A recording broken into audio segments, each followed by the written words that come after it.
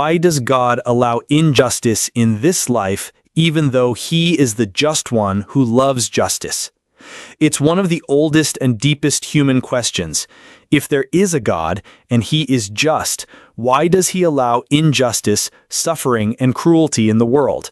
If God sees starving children, wars, oppression, why doesn't He intervene? From an Islamic perspective, this isn't a question to avoid. It's one to face, with reason, faith, and reflection. 1. Free will, a gift and a test. Islam teaches that human beings are created with free will, and that's not an accident. God has given us the ability to choose between good and evil, right and wrong. But freedom comes with consequences. We can build, or we can destroy. We can uplift, or we can oppress. If God were to stop every act of injustice instantly, it would mean canceling human freedom and turning us into programmed beings. But Islam teaches freedom is the test. He is the one who created death and life to test you. Which of you is best in deeds? Quran 67:2. So God allows injustice, not because He approves of it, but because He gave us the space to choose. And with that freedom comes responsibility. 2. God is not absent. He is watching. The Quran repeatedly says, God does not wrong anyone, not even the weight of a speck. Quran 4:40. Just because God doesn't act immediately doesn't mean He's indifferent. Islam teaches that God sees every injustice, every tear, every betrayal, and none of it is ignored. But His justice is not always coming according to our timeline. It's in His wisdom.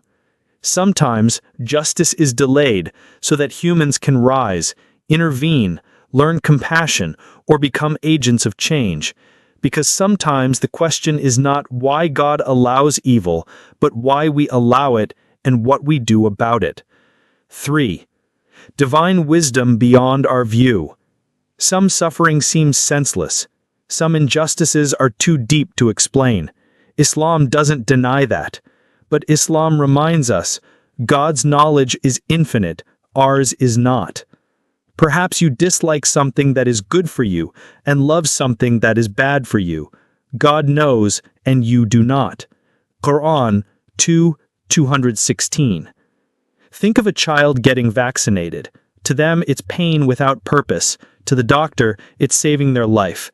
Islam teaches that what we see is a fragment, but God sees the whole picture, across time, space, and hearts. This doesn't erase pain, but it helps us trust that pain isn't meaningless. 4. Ultimate justice. This life is not the end. Here's the core of the Islamic response. This life is not the final chapter. Islam teaches that true justice comes in the next life where every soul is held accountable, every oppressor faces what they did, every victim is repaid beyond imagination. And never think that God is unaware of what the wrongdoers do. He only delays them. Quran 14:42. If there were no afterlife, then yes, injustice would win. But with the afterlife, nothing is lost.